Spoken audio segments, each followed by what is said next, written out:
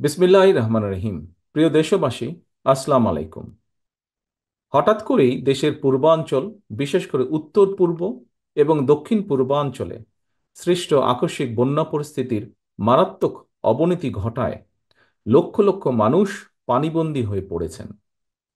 পূর্বাঞ্চলে জেলার পর জেলা প্লাবিত হওয়ায় মানবতর জীবনযাপন করতে বাধ্য হচ্ছেন লক্ষ লক্ষ মানুষ। জীবন ও সম্পদের ক্ষয়ক্ষতি হচ্ছে।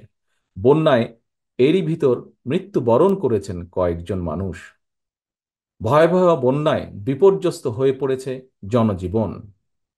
প্রিয় দেশবাসী, বাংলাদেশে আকস্মিক এই বন্যা দেশের অভ্যন্তরে উদ্ভূত কোনো কারণে নয়।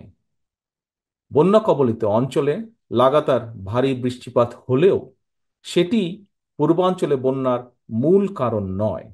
বরং এবারের বন্যার অন্যতম প্রধান কারণ উজানের দেশ প্রতিবেশী ভারতের ত্রিপুরা রাজ্য প্রশাসনের দায়িত্বহীনতা এবং খামখেয়ালিপনা। তারা হঠাৎ করে বাঁধ খুলে দিয়ে বাংলাদেশের বিস্তীর্ণ এলাকাকে ডুবিয়ে দিলেও একটি বারের জন্যও বাংলাদেশকে আগাম সতর্কতা দেয়নি।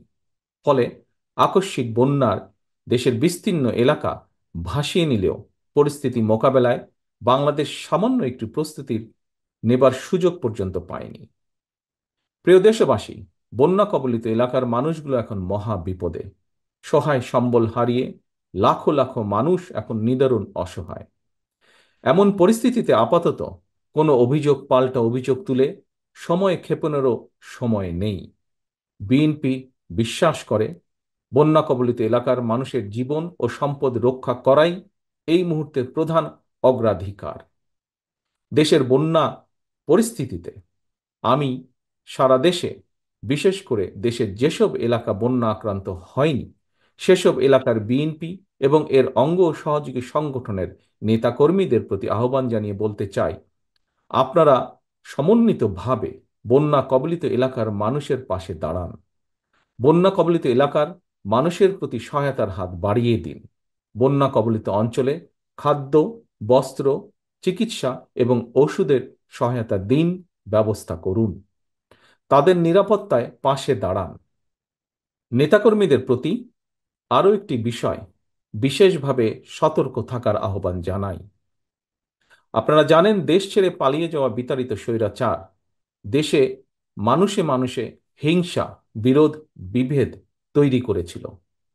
কিন্তু আপনাদের কাছে আমার একান্ত অনুরোধ, বন্যার্তদের প্রতি মানবিক সহায়তার ক্ষেত্রে আপনারা দয়া করে কারো কোনো রাজনৈতিক কিংবা ধর্মীয় পরিচয়কে প্রাধান্য দেবেন না।